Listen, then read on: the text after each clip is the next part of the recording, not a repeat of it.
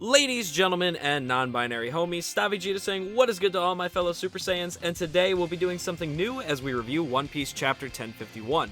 I've wanted to do One Piece content for quite some time, and I've just been waiting for the ideal opportunity to start, and this week's chapter feels like a great place to start, with it including the reveal of the next Straw Hat, adult Momonosuke, and brings about the ending of Wano. Without beating around the bush, one of the fan favorites, Yamato, has finally revealed they'll be joining the Straw Hat crew, or, as Yamato more humbly puts it, sailing with them. And Brook has the most rational reaction ever. At first, he seems taken aback by Yamato being the child of a Yonko, but shortly after, he and Sanji have the exact reaction we all did as fans, screaming about how much they approve. While Jinbei brushes off this exchange and says he won't officially accept Yamato as part of the crew until Luffy says so, which bruh, Jinbei, we all know that you just had to go through some stuff with Big Mom just so that you could sail with them, but come on man, you're still the new kid on the block, cut the homie Yamato some slack, for real? It's without a doubt in any of our minds that Yamato will be sailing with you guys. Just be happy like the rest of us, Jinbei. Yamato joining the crew isn't just exciting as they are a fan favorite character, but also due to the wills and ambitions of the characters we have lost being carried on through Yamato. The obvious one being that he's the embodiment of Oden, and even introducing himself to the rest of the crew as Kaido's son, Kazuki Oden, but also embodies the wills and ambition of Ace. Not only did Ace's visit to Wano impact her dreams when she was younger, Yamato now parallels Ace after his death. For starters, both of them are children of the being who was considered to be the strongest of their time, and yet neither of them wanted anything to do with them, only wishing to go on their adventures while helping those they care about achieve their goals. Ace, despite being the son of Gol Roger, wanted to make sure that Whitebeard would become king of the pirates rather than himself, and never really truly acknowledged Roger as his father. When they met one another, Yamato sat there blaming Kaido for being shackled to Onegaishimasu, reminding Ace of his childhood back when he'd questioned many of the villagers about Roger. After hearing so many of them felt that the world was worse off with Roger having been born into it, wondering if he had even deserved to live at all, and this would spark a lifelong friendship between the two that changed Yamato's outlook on life forever. While Yamato states that Luffy is the one who inherited Ace's will when he passed, his and Yamato's desire to live for themselves and the bonds that they had made rather than the roles they were supposedly born into shows just how much of Ace's will she carries as well. Yamato also embodies the spirit of Oden, who had been the 2nd Division commander of the Whitebeard Pirates, a role that had remained vacant for many years until it was filled by none other than Ace. This shows just how similarly regarded Oden and Ace were in the eyes of Whitebeard. In a way, Ace had inherited the will of Oden by filling the same role as him, simply looking to make himself a notorious pirate while having adventures alongside Whitebeard. Now, with all of them having passed on, it is time for Luffy and Yamato to carry on their ambitions as well as their own. Despite ultimately knowing that Luffy will not turn Yamato away from the crew, this will be the driving force for him joining the Straw Hats. With Kinemon and Momonosuke staying behind to watch over Wano, Yamato carrying out the will of Oden will be incredibly important to them feeling at ease remaining behind in Wano.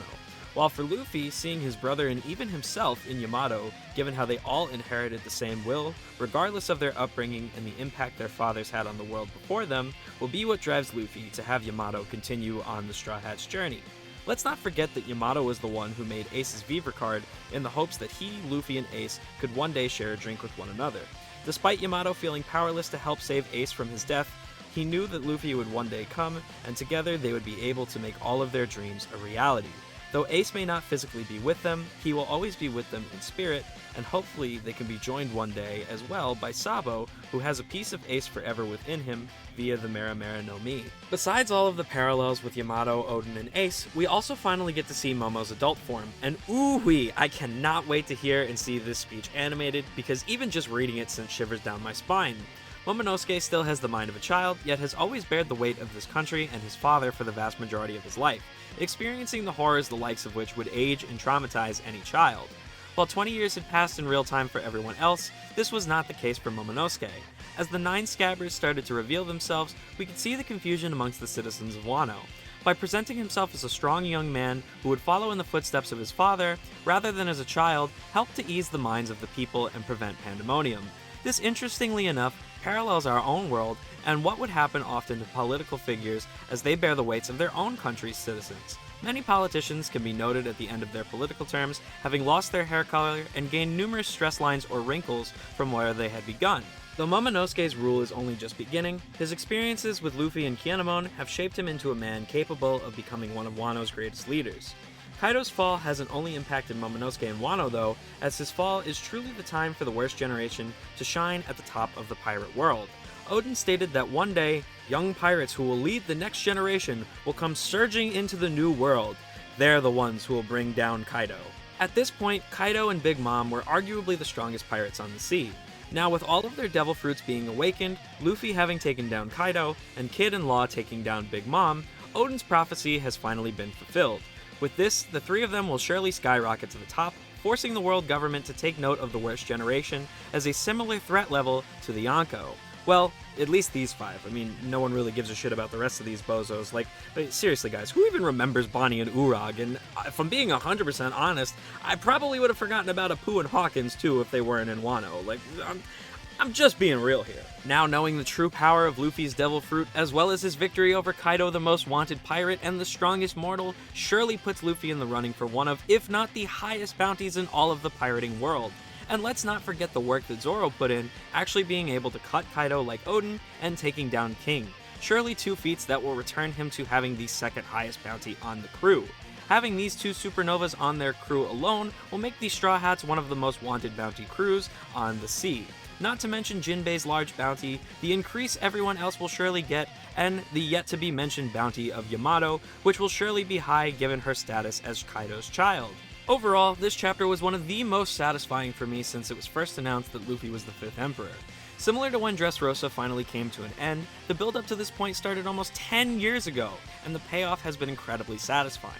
Along the Straw Hats' journey since Punk Hazard, we've met some incredibly interesting, lovable characters who we now finally get to see prosper and live in peace. While it'll be sad to see Momonosuke and Kinemon leave the Sunny, they will always be beloved members of the crew, and seeing them finally succeed in realizing theirs and Oden's dream to make Wano free once again was quite a joyful moment to behold. Not only will Oden's will for his people be able to be carried out via his son and retainers, but his adventurous spirit will live on as well through Yamato. And so, with this chapter, the goals of the Pirate Samurai Ninja Mink Alliance have been achieved, and it is now time for the Straw Hats to resume their journey, carrying the will of those who came before them. Anyways, thank you all for watching, and I hope you guys enjoyed our very first One Piece video, which I look forward to making many more of. Have a great rest of your day, peace out, and I will see you all next time.